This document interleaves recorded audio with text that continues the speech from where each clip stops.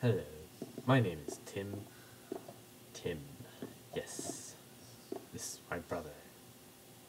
We call him Bob. Now, this is my house.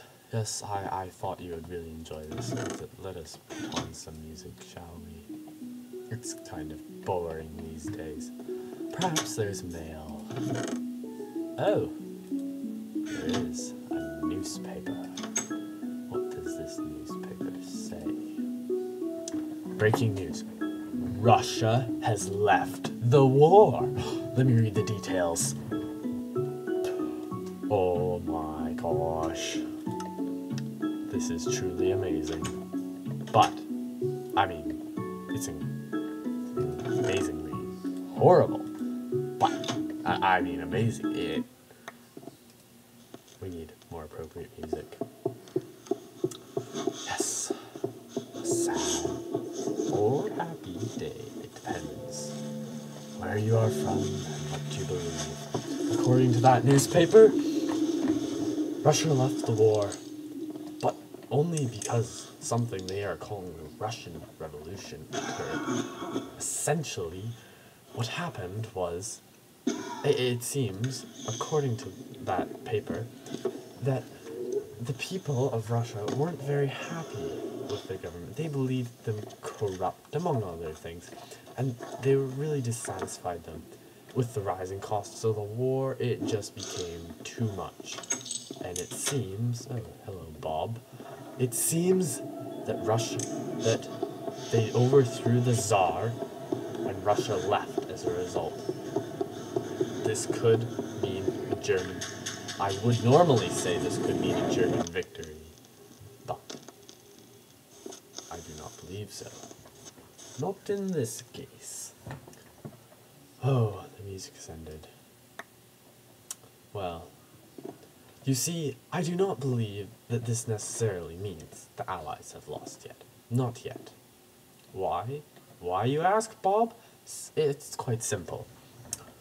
You see, less than a year ago, there was a ship called the Lusitania. It sank.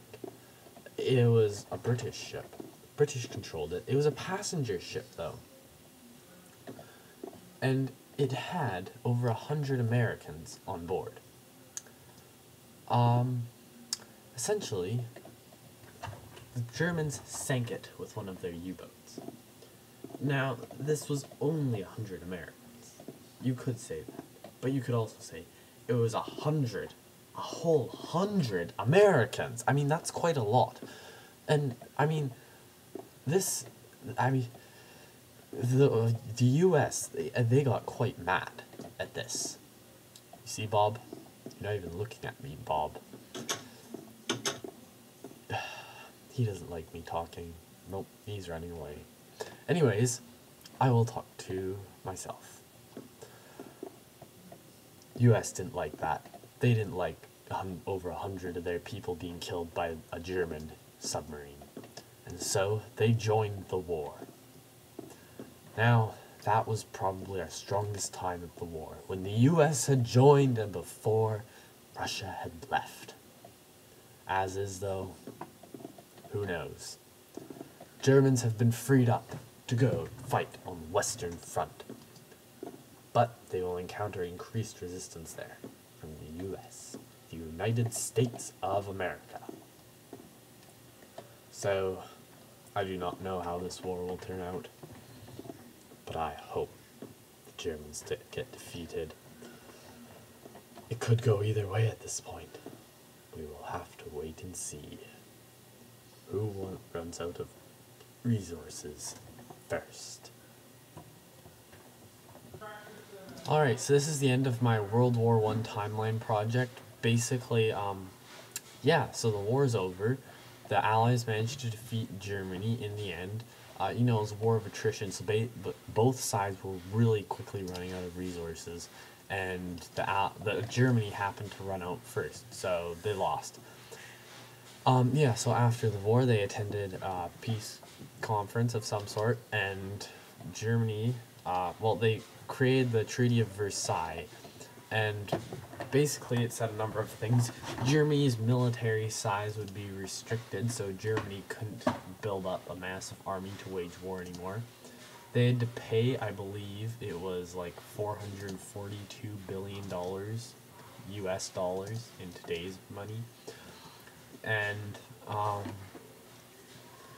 yeah, and they gave up some of their land to the surrounding countries, and yeah, and they lost all their colonies. So, you know, overall, it was a pretty big hit for Germany. Yeah, and that's the Treaty of Versailles. Oh, and the other thing the Treaty of Versailles did is it created the League of Nations.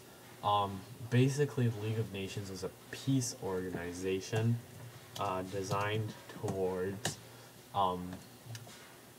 creating world peace and preventing a war on this scale again in the future. As we know, that didn't work. World War II came about. Worked pretty well, though. Well, for a time, at least. The League of Nations did eventually become the United Nations after World War II. And, yeah, so, you know, the League of Nations did a lot of things. I'm not going to go into it all. But, one thing it did is it hindered... Well, it put restrictions on such, on, like, military such. And it, you know, it created a sort of unified defense. So basically what this means is that smaller countries, like Serbia would be a good example, would love to join the League of Nations because this means greater defense for them. Whereas, bigger nations like the US would not like to join because it limits them. You see? So yeah. That was the League of Nations. Quite similar to the United Nations, but yeah. And yeah, so that's the end of World War I. All's done. The world is not at peace, but I can go home. The end.